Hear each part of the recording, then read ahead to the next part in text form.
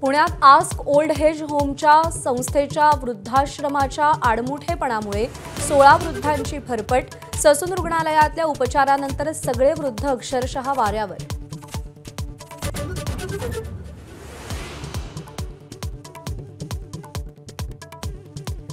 सांगलीच्या कुटुंबातील 10वीच्या मुलाची दिल्लीत आत्महत्या। शिक्षकांच्या जाचाला कंटाळून आत्महत्या करत असल्याची सुसाईड नोट। पोलिसांकडून प्राचार्य आणि 3 शिक्षकांविरोधात गुन्हा दाखल।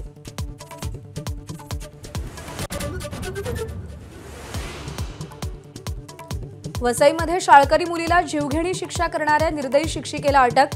हायकोर्टामध्ये ही याचिका। शाळेवर कारवाई करण्याची मागणी।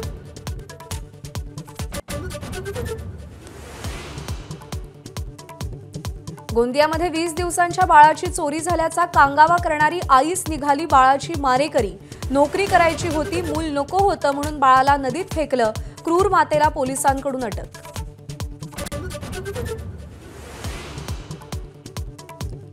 कणकवली नगरपंचायत निवडणुकीत नारायण राणेंची दोन्ही मुलं आमने-सामने। पक्षासाठी 100% देणार असं नितेश राणेंचं आव्हान। तर आपलेच आहेत तर समोर का, असं निलेश राणेंचं प्रत्युत्तर।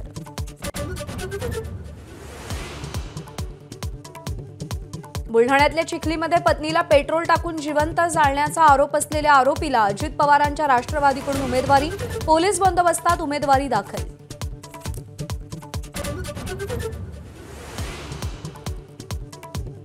नाराजी नाट्यानंतर एकनाथ शिंदेंनी अमित शहांची भेट घेतली। देवेंद्र फडणवीस आणि रवींद्र चव्हाण यांच्याविरुद्ध तक्रार केल्याची माहिती।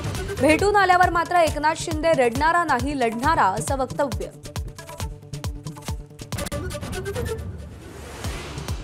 ठाकरे बंधूंचं युतीच्या दृष्टीनं मोठं पाऊल। मुंबईत मनसेला 70च्या आसपास जागा सोडण्याची उद्धव ठाकरेंची तयारी।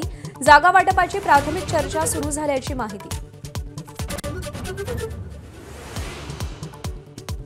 बिहारमध्ये पुन्हा एकदा नितीश राज येणार। बिहारचे नितीश कुमार मुख्यमंत्री म्हणून 10व्यांदा शपथ घेणार। मोदी, शहा, फडणवीस आणि अजित पवारही सोहळ्याला उपस्थित राहणार।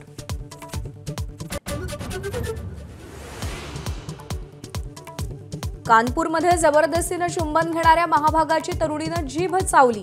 रक्तबंबाळ झालेल्या लंपट तरुणावर रुग्णालयात उपचार।